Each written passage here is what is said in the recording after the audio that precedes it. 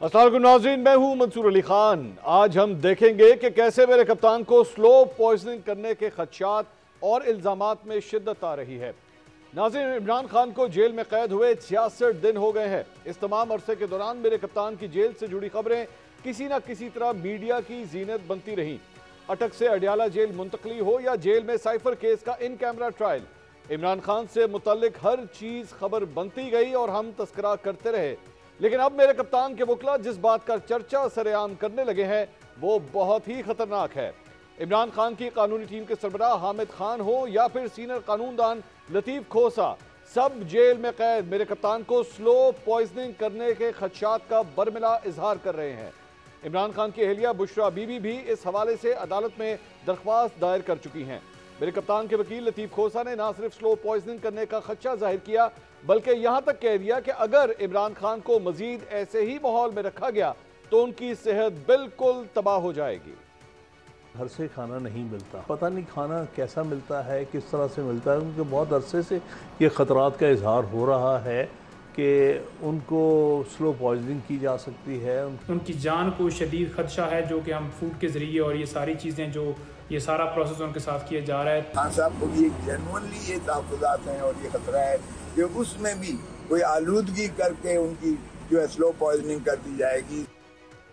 नाज़रीन, तहरीक इंसाफ की कानूनी टीम तो गुज़िश्ता 2-3 हफ्तों से इन खदशात का जिक्र कर रही है, जबकि तहरीक इंसाफ की हुकूमत में उनके इत्तेहादी शेख रशीद अहमद जनवरी 2023 में मेरे कप्तान के हवाले से स्लो पॉइजन की बात कर चुके हैं।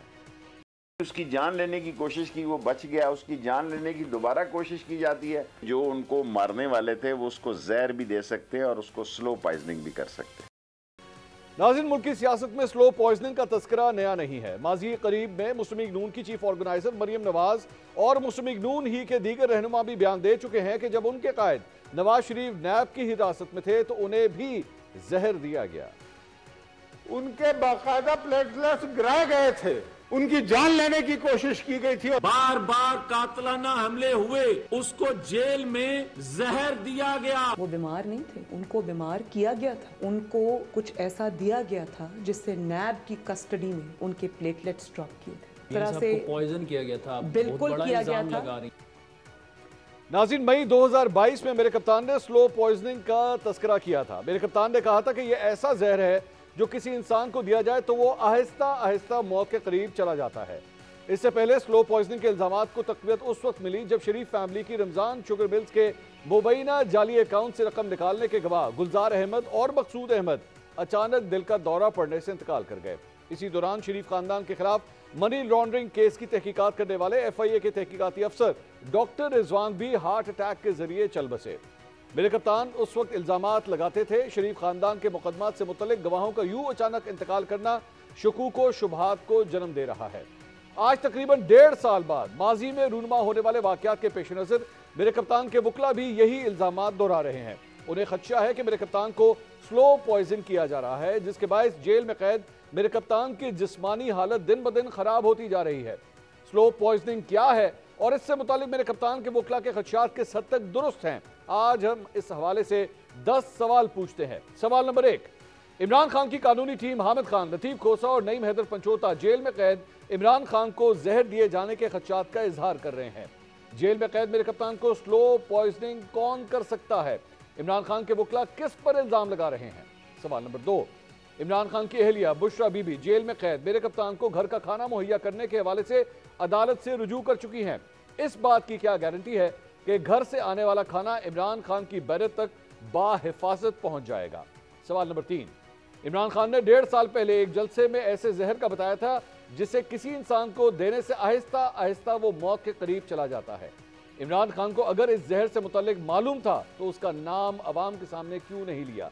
क्या बतौर वजीर आजम मेरे कप्तान ने इस जहर से मुतल्लिक तहकीकात के लिए किसी इदारे को कहा था? सवाल नंबर 4, इमरान खान के वकला की जानिब से जहर दिए जाने के इल्जामात के बाद निगरान हुकूमत ने उनकी हिफाजत के लिए जेल मैनुअल को मद्देनजर रखते हुए अब तक कौन से इकदाम किए हैं? सवाल नंबर 5, मुस्लिम लीग नून के रहनुमा जावेद लतीफ एक टीवी इंटरव्यू में कह चुके हैं कि उनके पार्टी कायद नवाज शरीफ को नैब हिरासत के दौरान जहर दिया गया, जिसके सबूत उनके पास मौजूद हैं। अगर 3 बार वजीर आजम रहने वाली शख्सियत को जहर दिया गया तो मुस्लिम लीग नून ने किसी तहकीकाती एजेंसी से राब्ता क्यों नहीं किया? सवाल नंबर 6, मेरे कप्तान के मुखालिफिन का कहना है कि मेरे कप्तान की सेहत को लाहक खतरात के बायस उनके बैरून मुल्क जाने का रास्ता हमवार किया जा रहा है। मेरे कप्तान के नाकदीन के इन इल्जामात में कितनी सदाकत है? सवाल नंबर 7, अगर हुकूमत मेरे कप्तान को इलाज के लिए बैरून मुल्क जाने की ऑफर करती है तो क्या वो ऑफर कबूल करेंगे या ठुकरा देंगे? सवाल नंबर 8, अगर खुदा न खास्ता मेरे कप्तान की सेहत जेल में बिगड़ती है और ऐसी सूरत में भी वो इलाज के लिए मुल्क से बाहर जाना पसंद नहीं करते तो इस सूरत हाल का जिम्मेदार कौन होगा? सवाल नंबर 9, माजी में इस्लामाबाद हाई कोर्ट साबिक वज़ीर आज़म नवाज शरीफ की जान की गारंटी उस वक्त की हुकूमत से मांग चुकी है। क्या अब अदालत मौजूदा हुकूमत से जेल में कैद मेरे कप्तान की जान की गारंटी मांगेगी? सवाल नंबर 10, जेल में कैद मेरे कप्तान की जान को खतरा किससे है? अगर निगरां हुकूमत मेरे कप्तान के वकला के स्लो पॉइजनिंग के इल्जामात की तहकीकात का ऐलान करती है तो क्या तहरीक इंसाफ की कानूनी टीम निगरां हुकूमत से ताउन करेगी? इन तमाम 10 सवालों के जवाब ढूंढने की कोशिश करेंगे एक छोटे से ब्रेक के बाद। हमारे साथ रहिएगा।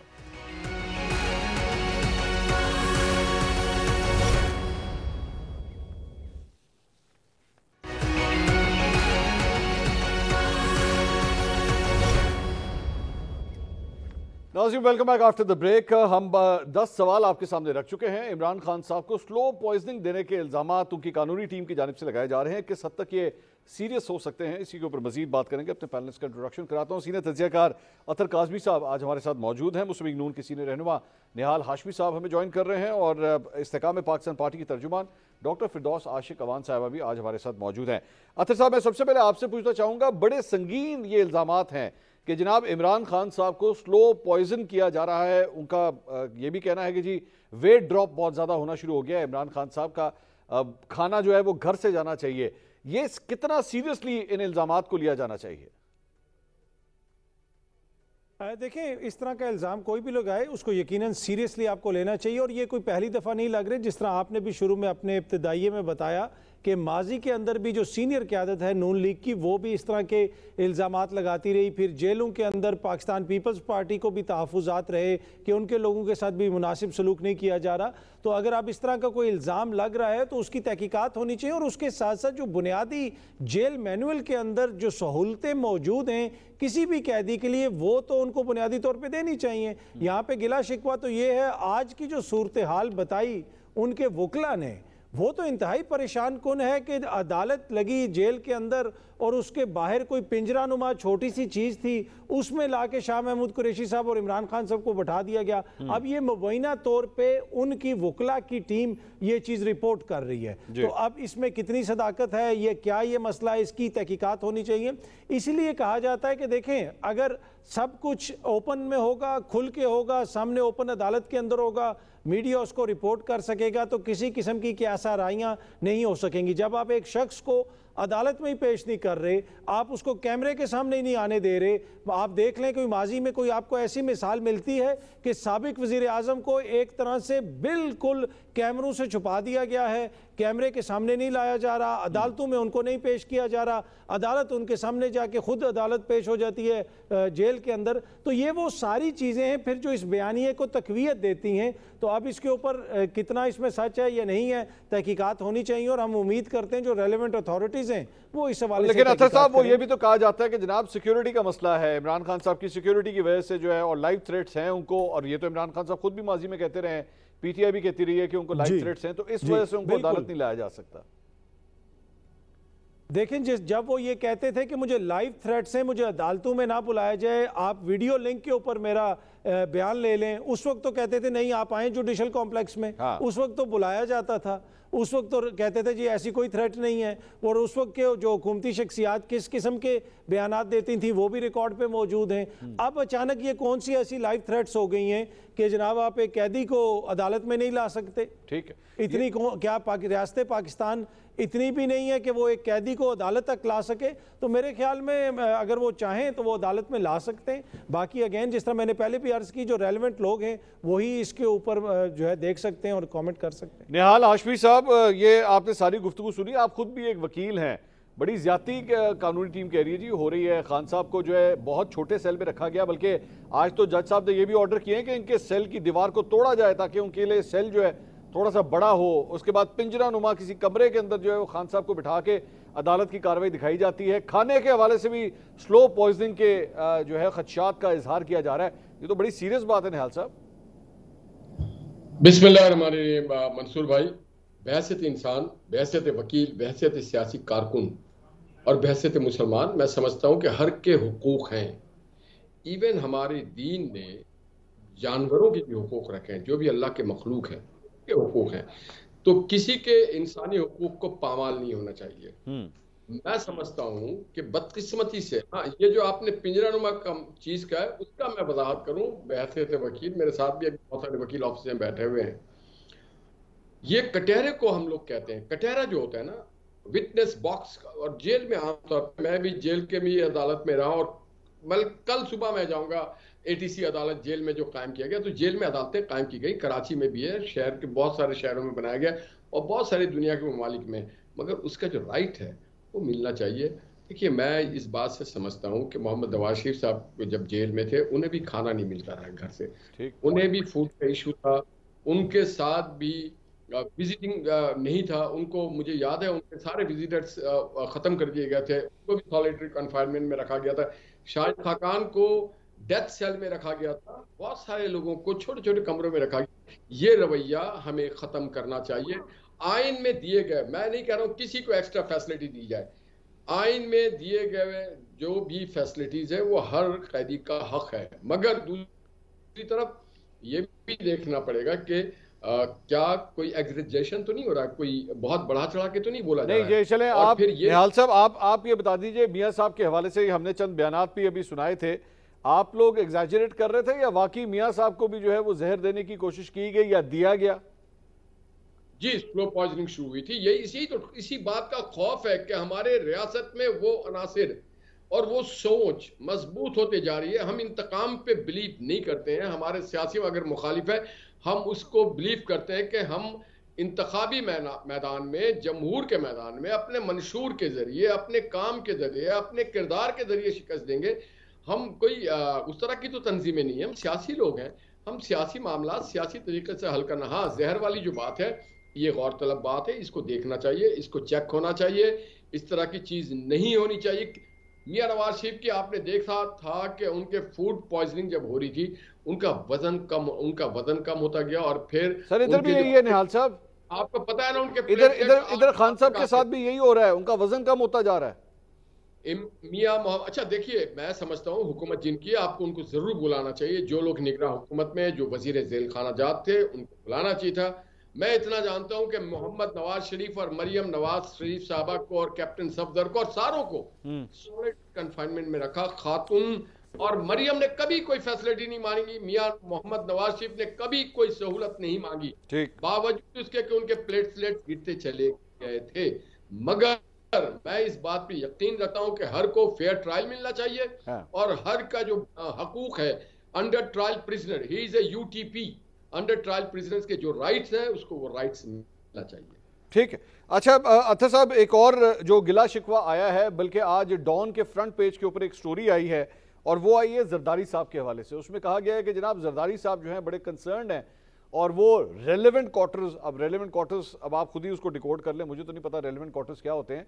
रेलेवेंट क्वार्टर्स से लेवल प्लेइंग फील्ड का जो है वो मुतालबा करने जा रहे हैं कि जनाब लेवल प्लेइंग फील्ड में बहुत ज्यादा नून लीग के हक में चीजें जाना शुरू हो गई हैं। सर ये जेन्युइन कंसर्न लगता है अत्तर भाई आपको, या आपके ख्याल में ये एक पॉलिटिकल गिमिकरी हो रही है सब कुछ? देखिए, टू बी ऑनेस्ट, मैं कोई किसी ऐसी इन्फॉर्मेशन का प्रिवी तो नहीं हूं कि जहां पे मुझे पता हो कि कोई इस तरह की बात हो रही है, लेकिन जरदारी साहब और उनकी जमात बार बार इन खदशात का इजहार कर रहे हैं, और ये कोई नहीं है कि तहरीक इंसाफ कर रही है या कोई ऐसी जमात कर रही है जो खुदा न खास्ता इनके बहुत ज़्यादा मुखालिफ हैं नून लीग के। ये तो अपने इत्तेहादी हैं, दोनों ने मिल के 16 माह हुकूमत की, और अभी भी बहुत सारे मामलात के ऊपर दोनों जमातों की सोच बिल्कुल एक है, कुछ चाहे वो तहरीक इंसाफ का मामला हो जाए या चेयरमैन तहरीक इंसाफ का मामला हो जाए। अब उनकी जानिब से ये इल्ज़ाम लगाना, बुनियादी तौर पर वो ये कह रहे हैं कि किंग्स पार्टी है नून लीग और उनको ये सारी सपोर्ट हासिल है। उसकी एक वजह यह भी हो सकती है कि शायद वो सियासी एक बयानियाँ बनाना चाहते हैं इलेक्शंस में जाने से पहले, ताकि लोग ये ना समझें कि ये दोनों जमातें एक हैं। इस वक्त जो 16 माह की कारकर्दगी है वो मसला बना हुआ है। और उस मसले की वजह से आपने देखा कि गुज़िश्ता रोज़ जो पाकिस्तान की तारीख में एक अनोखा जलसा हुआ, जहाँ पे शादी की तरह, वलीमे की तरह टेबल लगाए गए, छुरियाँ, कांटे, चमचे, डोंगे, मेन्यू, पता नहीं क्या क्या रखा गया। वो क्यों रखा गया? आवाम को कायल करने के लिए कि आप जलसे में आए। तो इस वजह से जो हालात हैं उसमें हर किसी की कोशिश है कि वो अपने आप को 16 माह से दूर करे। जो अपने नून लीग के जलसे हैं उसके अंदर भी वो 16 माह का जिक्र नहीं करते, वो मियाँ साहब की, नवाज शरीफ साहब की हुकूमत का जिक्र करते हैं। तो ये एक वजह हो सकती है इसकी, जो मुझे समझ आती है। निहाल साहब, ये अंदर खाने क्या हो रहा है वो तो पीपल्स पार्टी। निहाल साहब, ये अतर साहब जिस तरफ तस्करा कर रहे हैं, जरा इस पे कमेंट कीजिए। पहले तो कितने को आदमी थे कल रात को जलसे में? ठोकर न्याज बेग के ऊपर 2 हलकों का जलसा था, कितनों को लोग थे? और ये लोग कुछ उसको वलीमे के साथ तशबीह दे रहे हैं, जैसे कोई वलीमा सेरेमनी हो रही थी, खाने की टेबलें लगी हुई थी। सर, ये जलसे ऐसे होते हैं? सबसे पहले तो मंसूर भाई मैं आपको ये बताऊंगा कि कभी भी पीपल्स पार्टी हमारी इंतखाबी इत्तेहाद नहीं रहा, हमारी इत्तेहादी नहीं है। वो एक उनकी अलग पार्टी है, उनकी अलग सोच है, हमारी अलग। हम इंतकाम का निशाना भी बनते रहे, मगर हम एहतराम करते हैं। एहतराम करना और चीज है और इत्तेहादी होना और चीज है। उनके मंशूर अलग है, उनके नजरिए अलग है, उनकी पार्टी अलग है। हम उनके सामने मुकाबिल होंगे, हम उनके साथ इलेक्शन लड़ेंगे, उनके मुकाबले में इलेक्शन लड़ेंगे।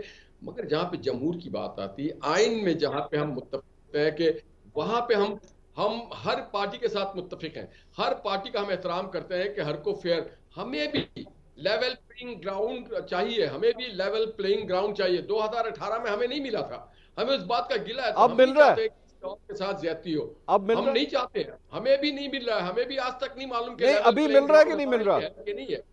दूसरी बात आप कह रहे थे जलसे, बहुत शानदार जलसा था। अच्छा, बाज लोगों के पेटों में मरोड़ होता है, और अगर कोई मेजबान पानी, गर्मी का मौसम है, अगर पानी रखता है वहां पे टेबल के ऊपर, तो इसमें मरोड़ तो नहीं आना चाहिए। और सर पानी नहीं था ना निहाल साहब, वहां पे तो बिरयानियां चल रही थी, पता नहीं क्या क्या चल रहा। कौन? खाली पानी थोड़ी था जी भाई, खाली पानी थोड़ी था सर, बिरयानियां चल रही थी, कोरमे चल रहे थे, पता नहीं क्या क्या चला है वहां पे। तो सर आपने मिस कर दी पार्टी। नहीं जनाब, ये तो हर पार्टी में। क्या पीटीआई में लोगों को नहीं दिखा है? देख के पीछे अंदर देख के घुस गए। क्या पीपल्स पार्टी के देख में नहीं जाते? क्या एमक्यूएम में नहीं जाते हैं? क्या जमात? हर जगह जब लोग दूर से आते हैं, 6-6 घंटे बैठे रहते हैं, तो लोकल जो मेजबान है, लोकल मेजबान है, वो महसूस करते हैं कि हमें इनकी ताज़ुब करनी चाहिए। कोई पानी पिला देता है, कोई इज्जत से चेयर पे बैठा देता है। मगर ऐसा भी हुआ है ना लोगों के साथ कि 8-8 घंटे खड़े रहे अपनी क़यादत के लिए, अपने लीडरों को देखने के लिए। मियाँ साहब के तो रैलीज में लोग 24-24 घंटे पैदल चलते रहे। चले मुझे जरा कमेंट लेने दें। डॉक्टर फिरदौस आशिक अवान साहब हमारे साथ मौजूद है। डॉक्टर साहब, ये हम लोग बात कर रहे थे नून लीग के जलसे के हवाले से। अतर काज़मी साहब हमारे साथ हैं। अतर साहब फरमा रहे थे अजीब किस्म का जलसा था, वहां पे खाने के लिए टेबलें लगी हुई थी, लोगों को खाने खिलाए जा रहे थे। और क्या फीडबैक आया है? नून लीग तो जलसे शुलसे शुरू कर चुकी है, क्या फीडबैक आ रहा है? आपकी पार्टी ने अब तक पहला अपना जलसा नहीं मुनक्किद किया, लेकिन नून लीग के जलसे पे क्या तबसरा करेंगे आप? मंसूर, सबसे पहले तो मैं लेट ज्वाइन कर रही हूँ क्योंकि आपको पता है कि इधर हल्के में होते हुए ना आंधी तूफान, आज उसने सारा ये जो हमारा वापडा का सिस्टम है तहस नहस किया, तो बड़ी मुश्किल से प्रोग्राम को कैच किया जी। असल में जो आपकी इनिशियल डिस्कशन है इसलिए मैं वो सुन नहीं पाई।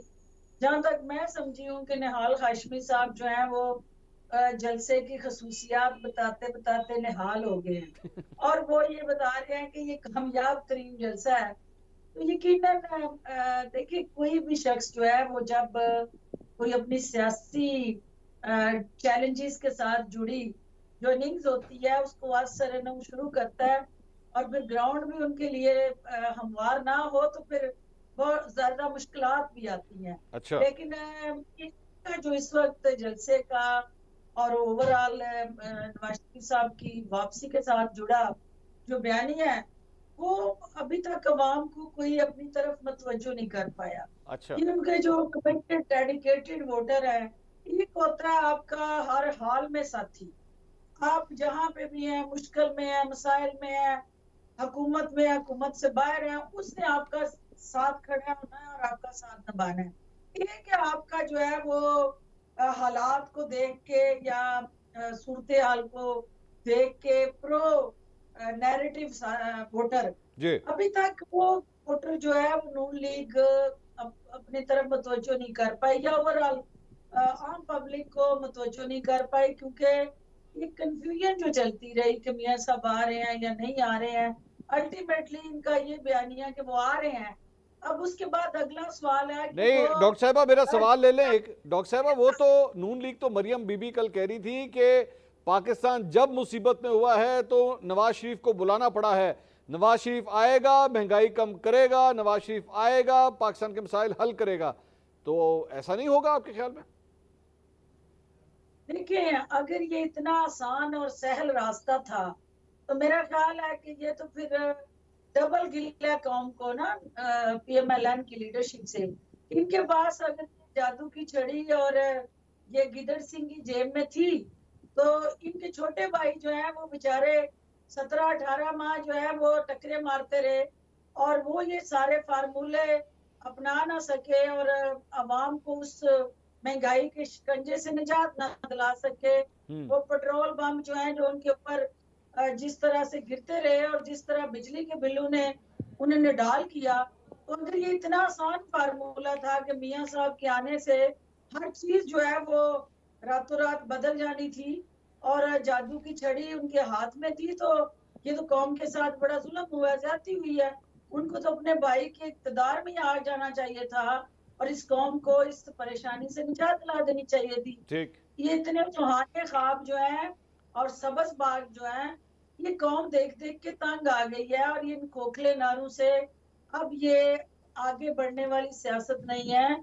अब ये डिजिटल मार्केटिंग का दौर है। यहाँ परफॉर्मेंस, सर्विस डिलीवरी और लोगों के साथ किए हुए जो वादे हैं उनको निभाना भी पड़ता है। और लोग अब जो अकाउंटेबिलिटी मैकेनिज्म है, अब लोग हुकूमतों की तरफ नहीं देखते कि कोई और इनका एहतसाब करे, हमारे लीडर का किसी भी जमात के अंदर हो। लोग कहते हैं अब हम अपना एहतसाब खुद करेंगे। निहाल हाशमी साहब, निहाल हाशमी साहब, ये डॉक्टर साहबा जो कह रही है नहीं चूरन बिकना सर, जब आप ये बात कहते हैं ना नवाज शरीफ आएगा तो सब कुछ करेगा, एक्चुअली आप शहबाज शरीफ साहब के खिलाफ एक पूरी चार्जशीट बना रहे होते हैं। अच्छा, अब आप मुझे बोलने दें तो मैं ये एक सर डॉक्टर साहबा की आखिरी बात सुन लें, एक जुमला डॉक्टर साहबा का सुन लें। वो सब निहाल साहब एक मिनट, निहाल साहब एक मिनट, निहाल साहब एक मिनट, निहाल साहब एक मिनट, डॉक्टर साहबा की आखिरी बात सुन लें। जी डॉक्टर साहबा। जी, वो ये जो कहते हैं ना नवाज शरीफ आएगा तो आगे मैं कहती हूँ लंग बढ़ता जाएगा, क्योंकि ये पब्लिक की जनरल परसेप्शन है। निहाल साहब, ये अब इन्होंने निहाल साहब, मैं ये आखिरी जुमला नहीं समझ सका। नवाज शरीफ आएगा तो क्या कर जाएगा? या इस मुल्क के साथ जुड़े अच्छा, मंसूर चाहते हैं लोग। जी निहाल साहब, जी जी, मैं ये कह रहा था कि हमने सब्ज बाग दिखा नहीं रहे, हम तो सब्ज बाग बना चुके हैं। वो सब्ज बाग था पाकिस्तान को अंधेरे से रोशनी में लाने का 2013 से 18 तक।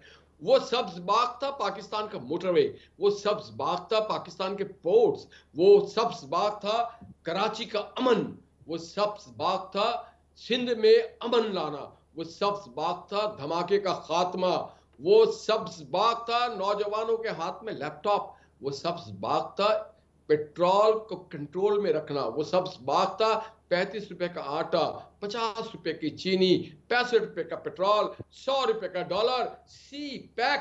हमने हवा में कोई तीर नहीं चलाई है नवाज शरीफ ने। अगर नवाज शरीफ के सब्ज बाग को निकाल दे तो पाकिस्तान में खंडरात रह जाते। लाहौर तो शहबाज शरीफ साहब ने जो कुछ किया उसको खंडरात कहना। आपने 13 और 14 शहबाज साहब की बात कर रहे हैं, शुरू अकाउंटेबिलिटी। जैसे आज कोई मुझे कह रहा था कि जनाब इजराइल और फलस्तीन कॉन्फ्लिक्ट पे, तो मैंने कहा जुल्म वहां से स्टार्ट करो जब पहले ज्यादती हो रही थी। आज की आप यार निहाल साहब अगर ये वाले फॉर्मूले चलाना शुरू किए ना जब पहले ज्यादती हो रही थी, फिर हाँ नहीं तो फिर तो बात 1988 से शुरू होगी। फिर निहाल साहब अगर शुरू से एहतसाब करना है तो बात 1988 से शुरू होगी।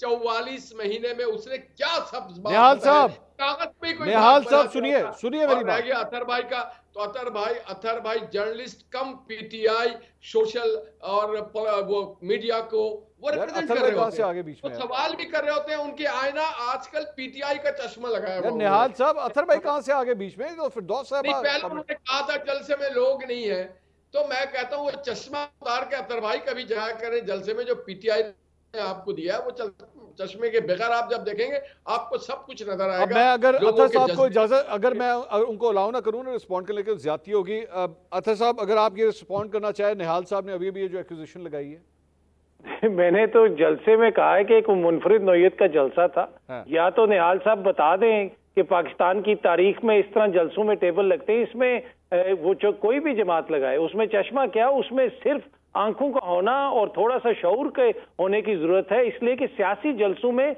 हमने ये देखा है कि वहां पे मंशूर पेश किए जाते हैं, वहां पे नजरिए पेश किए जाए। जब आपको मेन्यू पेश करने पड़ रहे हैं तो फिर कहीं ना कहीं कोई ना कोई मसला है, लेकिन शायद वो मुझे ज्यादा नजर आ रहा है तो मैं उसके लिए माजरत चाहता हूं। अतर साहब आपके मुताबिक जलसे में कितने लोग थे, आपकी असेसमेंट क्या है?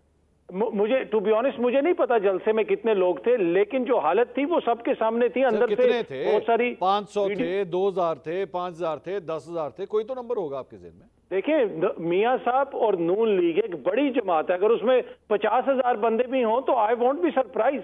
तो जलसे में तो इतने बंदे भी हों तो वो एक बड़ी जमात है।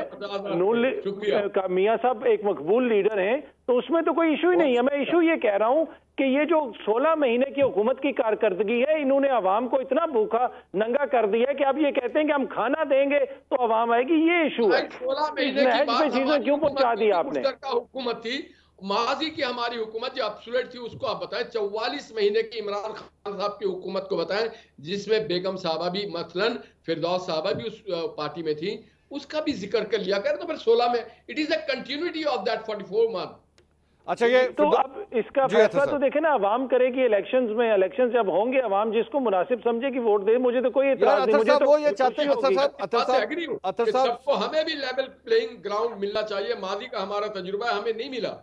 माजी के सर एक जुमला कह दो मंसूर भाई, एक जुमला कह दो। बोले मगर जहां निहाल साहब जो माजी की बात होती है, सुने अतर साहब क्या कह रहे हैं। निहाल साहब सुने, अतर भाई की बारी है ना, उनको मैं देखिए माजी में नून लीग के साथ बहुत सारी ज्यादतियां हुई होंगी। हमने यहाँ पे हनीफ अब्बासी साहब का देखा मुकदमा किस तरह चला, निहाल साहब का भी मुकदमा चला, बहुत सारी चीजें हुई। लेकिन ये जो कहा जाता है ना कि इस वक्त पीटीआई को उन हालात का सामना है जो नून लीग को 2018 में था, नहीं ऐसी कोई बात नहीं थी। 2018 की इलेक्शन की रात को भी आप एस्टेब्लिशमेंट के साथ राब्तों में थे। आप जनरल बाजवा को फोन कर रहे थे कि जी हम सियालकोट में हार रहे हैं। ये मेरा ख्याल में इस किस्म के हालात नहीं थे। अतर साहब इसके ऊपर बेस्ट कमेंट्री मेरे ख्याल में फिरदौस आशिक अवान साहबा कर सकती है, क्योंकि ये उस वक्त टेबल के दूसरी तरफ थी। ये बता सकती हैं क्यों डॉक्टर साहबा जो सामना पाकिस्तान तहरीक इंसाफ जिस चीज का कर रही है, क्या ये ही सब कुछ नून लीग ने भी सामना किया था 2018 में? कैसा कंपैरिजन करेंगे आप? देखिए नून लीग तो हमेशा एस्टेब्लिशमेंट का ना हलफ उलाद रही है, बदकिस्मती से या खुशकिस्मती से, क्योंकि ये हमेशा उनकी दाढ़ी नोच के, उनको जमीन बोस करके, उनको एक सख्त तरीन बयानिए के बाद, फिर घर जाने के बाद, फिर दोबारा ये ऐसा ही है कि कोई बच्चा जो है आपको बहुत प्यारा होता है और लेकिन वो ना हलफ होता है, बार बार गलतियां करता है और पेरेंट्स जो है वो उसको घर से निकाल देते हैं, लेकिन उसके बाद दोबारा नला धुला के फिर उसको घर वापस ले आते हैं, फिर वो ऐसे ही करता है। तो पीएमएलएन की मिसाल उसी जिद्दी बच्चे की है जो बार बार 3 दफा वो गलती कर चुके हैं और अब चौथी दफा के लिए मेरा ख्याल है कि उन्हें शायद काफी ज्यादा जो वक्त और हालात ने सिखा दिया होगा और मुझे उम्मीद है कि वो गलतियां नहीं दोहराएंगे। अच्छा डॉक्टर साहब एक सवाल ले लीजिए। डॉक्टर साहब एक सवाल ले लीजिए, मुझे फिर ब्रेक पे जाना है। एक सवाल ले लीजिए, जल्दी से छोटा सा जवाब दीजिएगा। एस्टैब्लिशमेंट का ज्यादा अच्छा बच्चा नून लीग थी या पाकिस्तान तहरीक इंसाफ? देखिए ये वक्त साबित करेगा, क्योंकि जिनको 3 दफा मौका मिल गया तो वो यकीनन ज्यादा दिल के करीब होता है। तो एक दफा जिसको मौका मिला, एक दफा गोद लिया गया। अच्छा। और पहले को आग करके गोद लिया गया। बाज दफा वालिदैन अपने औलाद को आग भी करते हैं और किसी गैर का बच्चा गोद भी ले लेते हैं लेकिन जब जो है आपकी गोद में कर देता है तो फिर आप उसको उठा के बाहर फेंक देते हैं। तो ये सूरत इस कौम को सामना है। अब देखना ये है कि इस मुल्क के अंदर जो बात आप जलसे की कर रहे हैं, तो देखिए दावत शिराज जो अच्छा, है, एक ब्रेक ले लूं वो जलसे में मैं। डॉक्टर साहब आपकी के पास वापस आ रहा हूं, आपसे कमेंट लेना है, आपसे कमेंट लेना है। ब्रेक का कहा जा रहा है, ब्रेक बड़ी जरूरी है जी। ब्रेक नाज़रीन, एक ब्रेक के बाद डॉक्टर साहब को मौका देते हैं, जलसे पे कुछ कमेंट करना चाह रही है, जानते हैं ब्रेक के बाद हमारे साथ।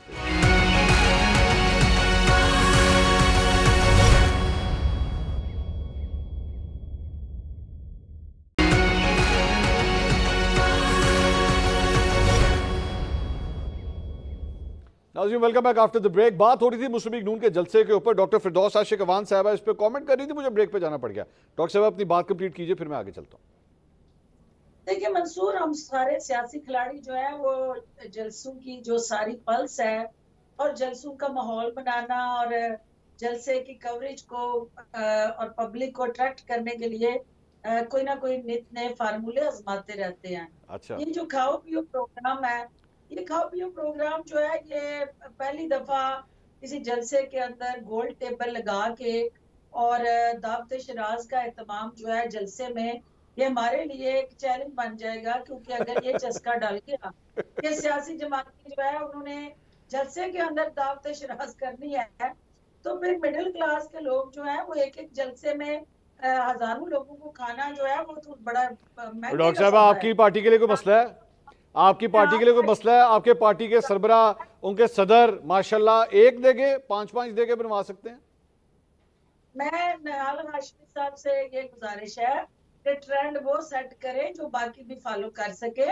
और ये सियासत के जो इस वक्त चैलेंजिंग, हमें पता है कि इस वक्त की मुश्किलात क्या है, पब्लिक का रुझान नहीं है। पब्लिक किसी भी, ये नहीं कि किसी एक PMLN के मुतासरीन है, पब्लिक इस वक्त पॉज के मूड में है। वो किसी भी पॉलिटिकल एक्टिविटी के अंदर उस तरह पार्टिसिपेट करने की मूड में नहीं है। तो इसको थोड़ा सा आपने अपनी जो स्ट्रेटजी चेंज की है, इट्स गुड स्ट्रेटजी, कि उनको किसी तरह तो अपनी तरफ माइल किया जाए। लेकिन ये हमारे इलेक्शन में नारे होते हैं कि जितू लब्बे खाई जाओ, वोट सानू पाई जाओ। तो अच्छा, मैं जरा कमेंट ले लूं।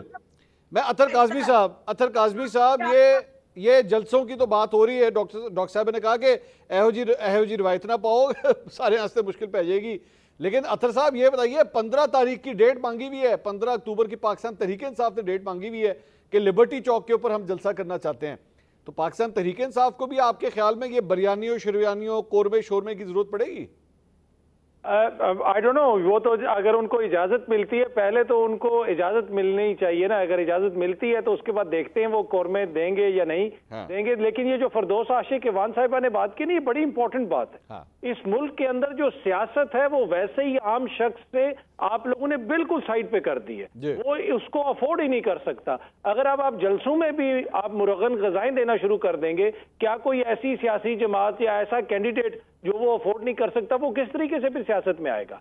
बाकी जहां तक तहरीक इंसाफ के जलसों का ताल्लुक है, देखें इस वक्त एक निगरान हुकूमत है, एक गैर जानिबदार हुकूमत है।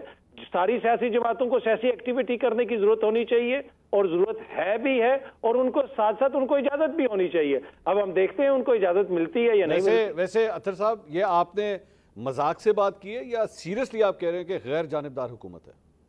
नहीं, मैं तो सीरियस कह रहा हूँ। ये आपकी ख्वाहिश है या इतलात है?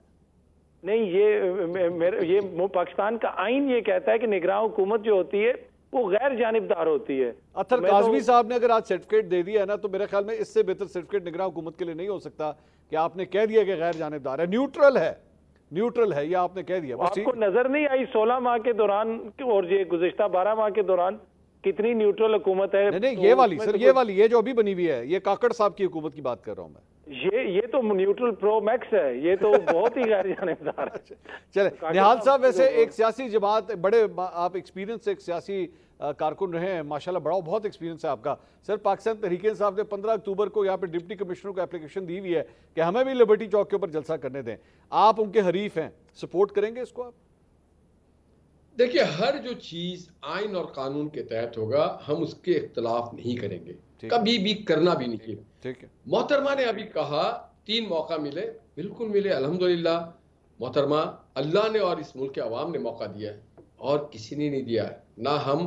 और हमने अल्लाह के आगे सर भी झुकाया और अवाम का शुक्रिया भी अदा किया और उनकी खिदमत भी की। नवाज शरीफ हमेशा आइन और कानून को फॉलो करते हैं, जमहूर को फॉलो करते हैं, वो हल्फ को अपने फॉलो करते हैं। और जो लोग हल्फ की पासदारी नहीं करते उनको देखिए, आप गुनाह और सवाब को एक साथ नहीं मिला सकते। नवाज शरीफ ने कभी भी आइन के खिलाफ कोई काम नहीं किया। आईनी ये 3.5 साल लगा के जो आ रहे हैं निहाल साहब, 3.5 साल लगा के आ रहे हैं, ये कोई कानून की खिलाफ वर्जी नहीं हुई भी? हाई कोर्ट पंजाब ने उन्हें इजाजत दी। पाकिस्तान के कितनी देर के लिए? कितनी देर के लिए जनाब? कितनी देर के लिए? कि हाँ इनके हेल्थ का इशू है। सर कितनी देर के लिए इजाजत दी, मैं ये पूछ रहा हूं आपसे। ये तो बीमारी बता सकती है भाई। और देखिए इस मुल्क जितनी देर, अच्छा अब आप भी जानते हैं निहाल साहब, निहाल साहब मेरी बात सुने, निहाल साहब मेरी बात सुने, निहाल साहब इस तरह तो आप कोई एक मिनट सुने ना, निहाल साहब मेरी बात सुने, निहाल साहब इस तरह नहीं, मेरी बात सुने, निहाल साहब मेरी बात सुने। बीमारी जो होती है, अगर एक आदमी को शुगर हो गई है तो शुगर तो उसके साथ सारी जिंदगी तरह रहती है। फिर अगर वो हार्ट पेशेंट है तो वो तो सारी जिंदगी रहता है। तो इसका मतलब कोई भी बीमारी का कहे मैं हार्ट पेशेंट हूं, मैं पाकिस्तान से बाहर जा रहा हूं, मैं सारी जिंदगी बाहर ही रहूंगा। इमरान खान ने अमेरिका में खड़े होकर कहा कि मैं तुम्हें रुलाऊंगा, तुम्हें टांग दूंगा, तुम्हारी जेल की सहूलतें ले लूंगा, पंखा निकाल लूंगा, खाना बंद कर दूंगा, पीना बंद कर दूंगा, ये चोर हैं, ये डाकू हैं। किसने कहा था? तुम्हें छोड़ूंगा नहीं, तुम्हें इस तरह से करूंगा। किसी की मूछें उखाड़ रहे थे, किसी को गिरबान से पकड़ रहे थे, किसी को काल कोठरी में डाल रहे थे, किसी को फैटी लगा रहे थे। हमने तो कभी ये बात नहीं की भाई, हमने तो नहीं की। हम तो कहते हैं हर को वो सहूलत मिलनी चाहिए। तो नवाज शरीफ ने ठीक नहीं किया कि एक आदमी अमेरिका में खड़ा होकर के धमकी दे रहा है। और किसको धमकी दे रहा है? फॉर्मर प्राइम मिनिस्टर को, एक अंडर ट्रायल प्रिजनर को। क्या नवाज शरीफ ने इमरान खान को धमकी दी कि मैं जेल में आके आपको कुछ करूंगा? इमरान खान साहब ने तो आके कहा कि जेल में तुम्हारी जिंदगी में अदाब कर दूंगा। उनकी सेल की सारी सहूलतें बंद कर दी, मीटिंग्स खत्म कर दिए। भाई साहब हम तो ऐसा नहीं करते, ना करेंगे।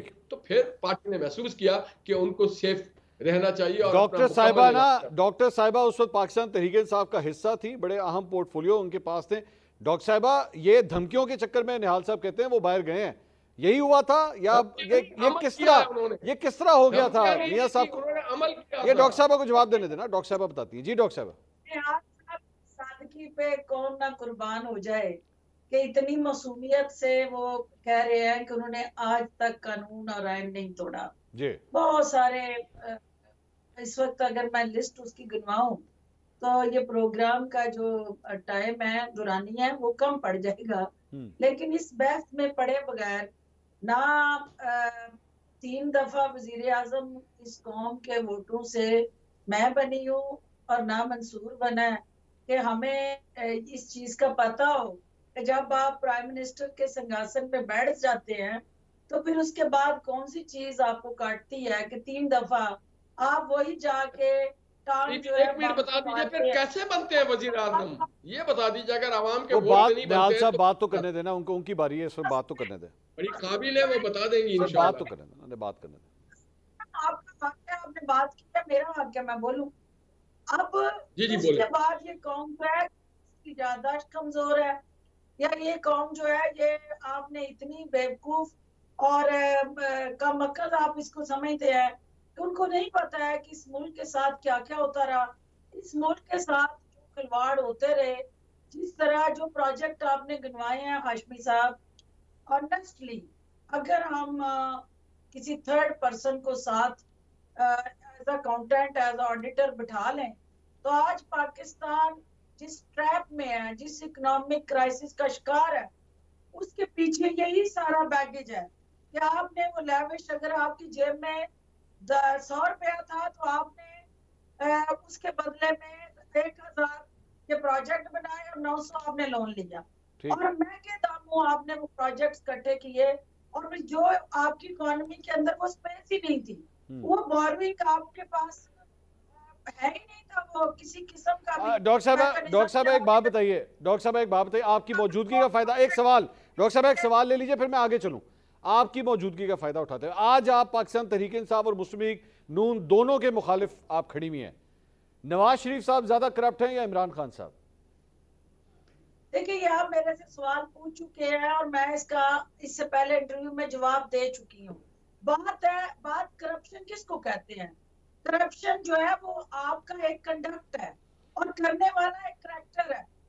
जब तक करैक्टर और कंडक्ट आपस में नहीं मिलते, आप वो करप्शन को प्रॉपरली एग्जीक्यूट नहीं कर सकते। ठीक। वो करैक्टर जो दोनों की करप्शन को फैसिलिटेट करते रहे, वो दोनों जमातों के अंदर और ब्यूरोक्रेसी के अंदर और एस्टेब्लिशमेंट के अंदर वो सब मौजूद है। ठीक है। आप ये नहीं कह सकते आइसोलेशन में दोनों को गलत काम किया तो आइसोलेशन में किया। ठीक। ये एक ऑर्गेनाइज्ड, एक स्ट्रक्चर्ड, एक प्लान मैकेनिज्म है जो किसी एक शख्स के साथ आप नहीं जोड़ सकते। ठीक है। इंस्टीट्यूशनल स्ट्रेंथ और इंस्टीट्यूशनल सपोर्ट के बगैर ये चीजें नहीं हो सकती। ठीक है। इमरान खान मुझे अब इजाजत दीजिए, मुझे इजाजत दीजिए। मैं अतर काज़मी से, अतर काज़मी साहब की बारी जी, मैं जरा उनसे एक सवाल कर लूं। अतर साहब, ने कहा कि जलसे की इजाजत मिलनी चाहिए, सियासी जमातों को एक जैसा हक मिलना चाहिए। बिल्कुल ठीक है। काज़मी साहब, बिल्कुल सियासी जमात का ये हक है, लेकिन जो सियासी जमात जत्थे बन के वो इंतहा पसंद सोच के साथ अपनी प्राइवेट मलेशिया बना के GHQ पे छठ दौड़ेगी, उसको आप सियासी जमात कहेंगे? या उसको आप वो TTP के करने वाले जो काम थे जो वो करती थी, वही अगर तहरीक इंसाफ 9 मई को करती है तो क्या फिर भी आप उसको सियासी जमात का दर्जा देंगे? ये वो सवालिया निशान है। अतर काज़मी साहब से मैं पूछ लेता हूँ ना जी, वो हमारी रहनुमाई करते हैं। अतर काज़मी साहब, पाकिस्तान तहरीक इंसाफ को सियासी जमात कहेंगे या जत्था कहेंगे जी? देखें, इलेक्शन कमीशन ऑफ पाकिस्तान ने क्या उनकी रुकनीत या उनकी जो रजिस्ट्रेशन है वो मनसूख कर दी है या जमात पे पाबंदी लग गई है? अगर पाकिस्तान के आइन, बिल्कुल, और उनको एक सिंबल भी अलॉट हुआ हुआ है, तो पाकिस्तान के आइन और कानून के मुताबिक तो हर वो सियासी जमात जो रजिस्टर्ड है वो एक सियासी जमात है। हाँ, बाकी कानून से कोई मावरा नहीं है, किसी भी सियासी जमात से ताल्लुक़ हो, अगर आप कानून तोड़ेंगे तो आपके खिलाफ कार्रवाई होनी चाहिए। लेकिन कलेक्टिव पनिशमेंट जो है ना, ये तो वो चीज़ है जो इसराइल करता है कि जनाब एक आबादी पे इल्ज़ाम लगा के पूरी आबादी पे बमबारी करनी शुरू कर दी। वैसे हम नहीं कर सकते। जमहूरी माशरू में होता ये है कि जिन्होंने कोई अगर मुबैना कोई गलत हरकत की है उनको कानून और आइन के मुताबिक उनका ट्रायल करें। बाकी सारे जो है वो अपनी सियासी एक्टिविटीज़ भी जारी रखते हैं, अपने जमहूरी जो उनके राइट्स हैं वो भी कोई सलब नहीं करता। अच्छा, वैसे अतर साहब, एक और सवाल भी यहाँ पे पूछना चाहूँगा कि मियाँ साहब का तो सर पूरा स्केड्यूल आ गया है, पहले कहाँ जाना है, एक दूसरे मुल्क जाना है, फिर एक और मुल्क जाना है, सऊदीया जाना है, उसके बाद यहाँ पे आना है। अब तो मेरे ख्याल में सारे शकूक व शुबात ख़त्म हो गए। मियाँ साहब 21 तारीख की शाम को लैंड कर रहे हैं यहाँ पे, आपके जहन में आपको शक तो नहीं है? शक नहीं था जिस दिन मियाँ साहब ने अनाउंस किया था। अगर अब भी मियाँ साहब नहीं आएंगे और अभी भी अगर उन्होंने नहीं आना, इससे ज्यादा लेवल प्लेइंग फील्ड उनको कौन दे सकता है?